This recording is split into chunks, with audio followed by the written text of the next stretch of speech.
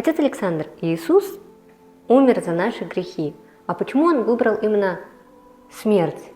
Это было непременное условие, потому что Адаму и Еве в раю была дана заповедь.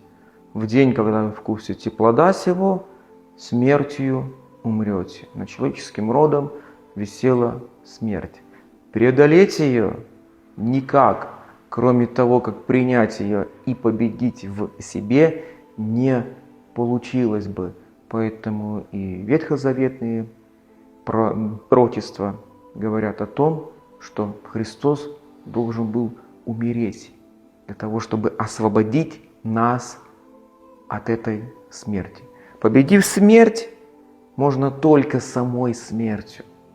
Вот представьте себе, что вы совершили какое-то преступление, над вами висит статья, как Дамоклов меч.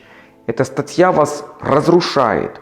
Вы можете даже убежать от правосудия, скрыться где-то, но она будет вас разрушать. Вспомните Раскольникова из «Преступлений наказания».